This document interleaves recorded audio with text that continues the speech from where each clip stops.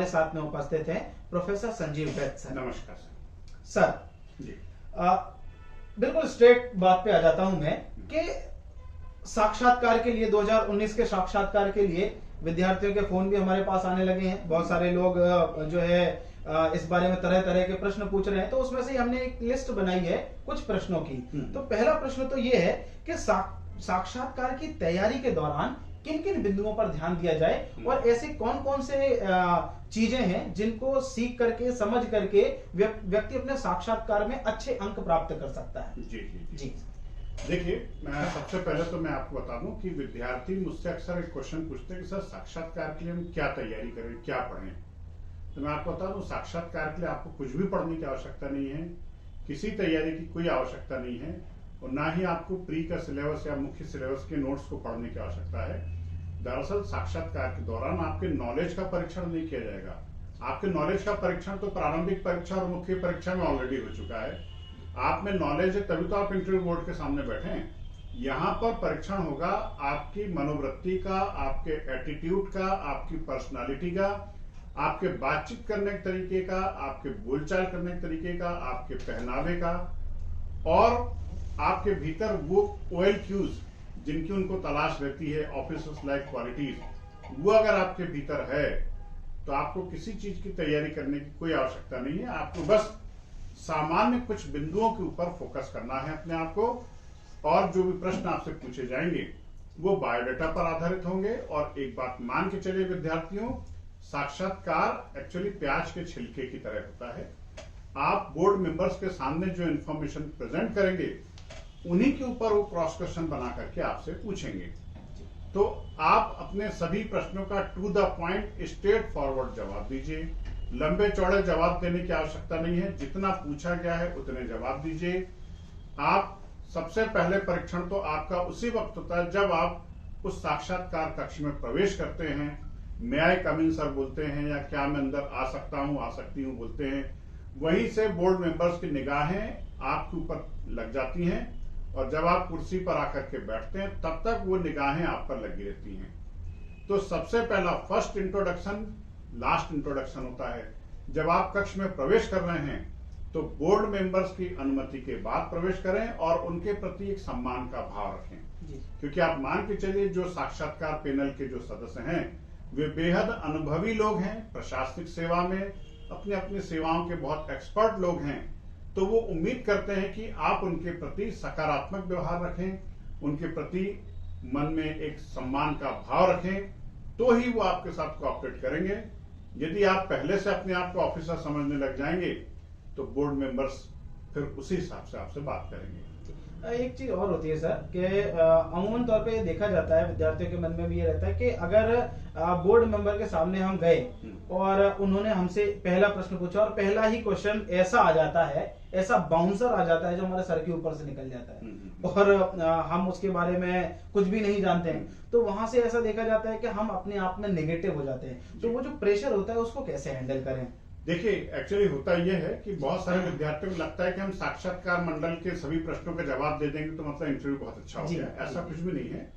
अगर board members आपसे ऐसा क्वेश्चन पूछते हैं जिसका जवाब आपको नहीं पता है तो आप स्पष्ट तरीके से उनसे बोल दीजिए, आई एम सॉरी सर, क्षमा करें सर, मुझे इस प्रश्न का जवाब नहीं पता है। और इतना बोलने से आपके भीतर एक ऑफिसर लाइक क्वालिटी प्रकट हो जाती है कि आप सत्य निष्ठा को फॉलो करते हैं। एक प्रशासनिक अधिकारी का सत्यनिष्ठ होना बहुत जरूरी है। भले ही आपसे 10 क्वेश्चन पूछे, 10 के जवाब आपको पता नहीं है, आप सभी में आई एम सॉरी बोले और स्पष्ट बोले कि महोदय इस प्रश्न का जवाब मुझे नहीं पता है।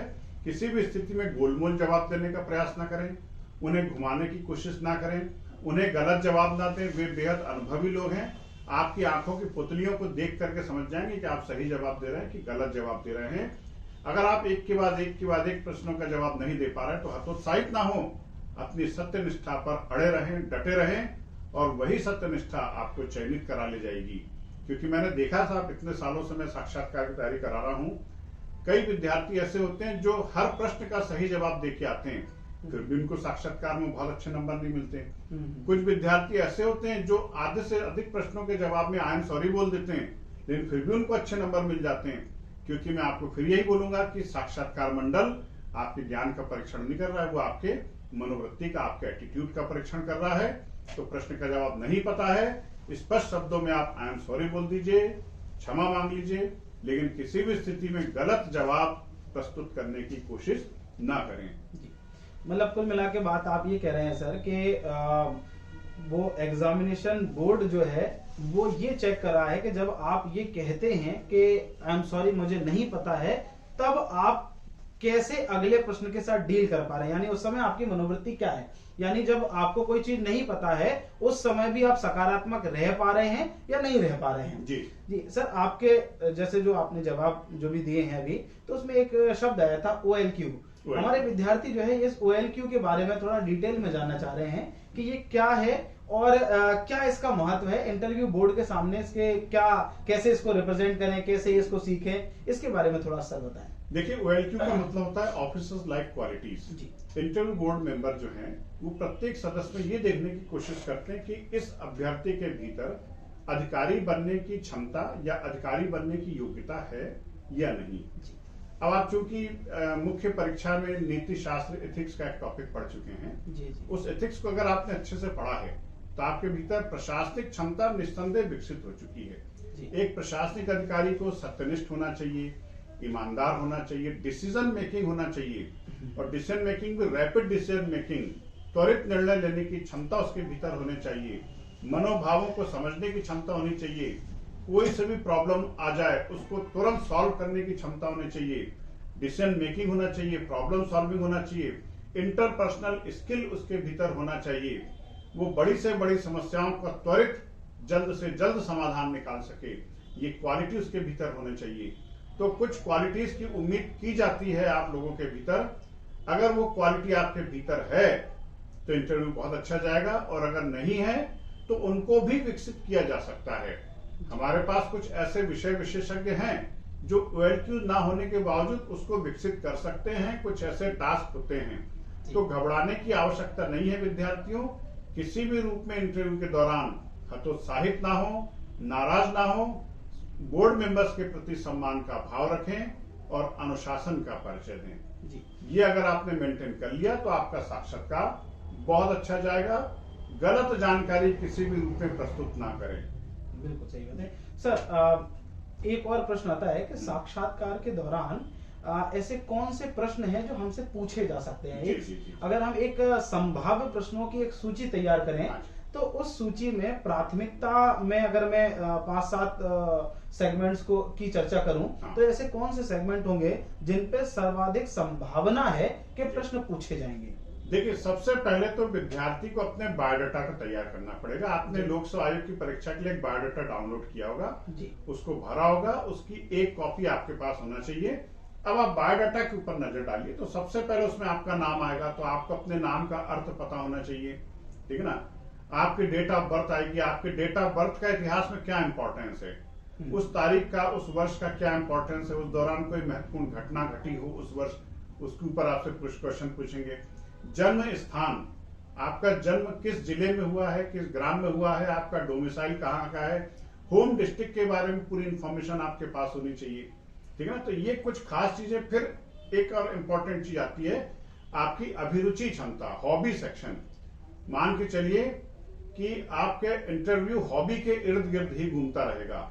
आपने जो भी हॉबी भरी हो, डांस करना, अभिभाषण करना, मूवी देखना, जो भी पुस्तकें पढ़ना, उन हॉबीज के ऊपर आपके पास डिटेल जानकारी होनी चाहिए, संपूर्ण जानकारी होना चाहिए। जो भी प्रश्न पूछे आपके हॉबी से रिलेटेड, बोर्ड उम्मीद करता है कि आप उनकी जो है प्रश्नों की जानकारी आप उनको उपलब्ध कराएं। तो हॉबी के ऊपर, और सबसे महत्वपूर्ण चीज करंट इवेंट्स की घटनाएं, न्यूज़पेपर आपको रोज पढ़ना है। वर्तमान समय में कौन सी महत्वपूर्ण घटना घट रही है उसके बारे में समीक्षात्मक बिंदु आपके पास होने चाहिए। यदि आप समसामयिक घटनाओं की समीक्षा करने में सक्षम हैं तो आप मान के चलिए ये आपका एक बहुत सकारात्मक पॉजिटिव पक्ष है। तो विद्यार्थी न्यूज़पेपर रोज पढ़ना है, और न्यूज पढ़ने के साथ साथ उस पर अपने व्यूज तैयार करना है। देखिए, न्यूज तैयार नहीं करना, न्यूज पर अपने व्यूज तैयार करना है, और आपके व्यूज प्रशासनिक सेवाओं के अनुरूप होने चाहिए। आप अपने तर्क के साथ, अपने लॉजिक के साथ अपनी बात को पेश करें, सम्मान के साथ पेश करें, आपका साक्षात्कार बेहतर ही होगा। बिल्कुल सही बात है सर। एक अंतिम प्रश्न के रूप में होगा मैं कि जो बोर्ड होता है वो अभ्यर्थियों से क्या चाहता है, मतलब उसकी क्या मनोवृत्ति रहती है कि वो किस तरीके का विद्यार्थी होगा, जिससे जैसे कई बार देखा होगा कि कुछ विद्यार्थियों का जो इंटरव्यू होता है बहुत लंबे समय तक चलता रहता है, कुछ विद्यार्थियों का इंटरव्यू जो होता है वो बहुत कम समय में हो जाता है। तो ऐसा क्या होता है उस कक्ष के भीतर, इंटरव्यू कक्ष जो होता है उसके भीतर ऐसा क्या हो, लंबा इंटरव्यू चले तो ज्यादा बेहतर मानेंगे या छोटा इंटरव्यू चले तो ज्यादा बेहतर मानेंगे, किस तरीके के इंटरव्यू गुणवत्तापूर्ण होना चाहिए। इंटरव्यू की गुणवत्ता आप लंबाई से नहीं लगा सकते कि बहुत लंबा इंटरव्यू चला तो बहुत अच्छा हो गया, छोटा सा चला तो बुरा हो गया। गुणवत्तापूर्ण होना चाहिए। और दरअसल साक्षात्कार लंबा इसलिए हो जाता है कि बोर्ड मेंबर ने कोई क्वेश्चन पूछा, उस पर अभ्यर्थी ने जो जवाब दिया उस पर फिर वो क्रॉस क्वेश्चन पूछ लेते हैं, फिर क्रॉस क्वेश्चन पे जवाब होता है। तो मैंने शुरू में ही कहा था कि साक्षात्कार प्याज के छिलकों की तरह होता है। आप जितनी इंफॉर्मेशन उनके सामने भेजोगे, थ्रो करोगे, वो उतने क्वेश्चन आपके ऊपर दागते जाएंगे। तो आप जितनी इंफॉर्मेशन देंगे वो उतने क्वेश्चन पूछते जाएंगे। रोचकता के साथ आप उनका जवाब देंगे तो बोर्ड मेंबर भी आप में रुचि दिखाएंगे और आपसे बेहतर क्वेश्चन पूछने की कोशिश करेंगे। और एक बात और बता दो, बोर्ड मेंबर्स का जो रवैया होता है बेहद सकारात्मक होता है। मैंने कई बार देखा है कि वो कैंडिडेट साक्षात्कार के दौरान घबराता है, लेकिन बोर्ड मेंबर्स उसको सांत्वना देते हैं, बोर्ड मेंबर्स उसको सपोर्ट करते हैं कि तुम चिंता मत करो, हम तुम्हारे साथ हैं। ठीक है ना। तो ऐसी स्थिति में बोर्ड मेंबर्स का तो दायित्व हो जाता है कि कैंडिडेट अच्छे से अच्छा इंटरव्यू दे, और उनका भी एक लक्ष्य है कि अच्छे लोग प्रशासनिक सेवा में चुन करके आए, ऐसे अधिकारी चुन करके आए जिनकी एक सम्मानजनक वेशभूषा हो, बातचीत करने का एक सलीका हो, मैनर्स हो, एटिकेट हो, शिष्टाचार हो, वो एलक्यूज हो, इसमें सब चीजें हैं, वो ऑफिसर बनने की योग्यता रखता है। बिल्कुल सर। तो ये था हमारा अंक जिसमें हमने इंटरव्यू के बारे में बहुत सारी बातें हमारे सर के माध्यम से सीखी, समझी। इसके अलावा यदि आपके कुछ और प्रश्न होते हैं तो आप उन्हें कमेंट सेक्शन में दे सकते हैं, कमेंट सेक्शन में हमसे पूछ सकते हैं। नीचे डिस्क्रिप्शन में आपको हमारा कांटेक्ट नंबर मिल जाएगा, उस कांटेक्ट नंबर पे आप हमसे कांटेक्ट कर सकते हैं। यदि आपको कुछ और प्रश्न पूछने हैं, कुछ और सहायता आपको चाहिए है तो आप हमें मैसेज के माध्यम से, व्हाट्सएप के माध्यम से या डायरेक्ट कॉल के माध्यम से हमसे आप पूछ सकते हैं। इसका कोई चार्ज नहीं है, आप सीधे सीधे हमसे वो प्रश्नों को पूछ सकते हैं। हमसे जो भी सहायता बन पड़ेगी वो हम आपकी करेंगे, है ना। और साक्षात्कार के दौरान प्रफुल्लता, चेहरे पर एक हल्की सी स्माइल जरूर रखें। तनावग्रस्त होने की आवश्यकता नहीं है, आप चेहरे पर एक हल्की स्माइल रखें, प्रफुल्लता का भाव रखें, सकारात्मक सोच के साथ साक्षात्कार की तैयारी करें। आपकी सफलता 100% सुनिश्चित है। नमस्कार।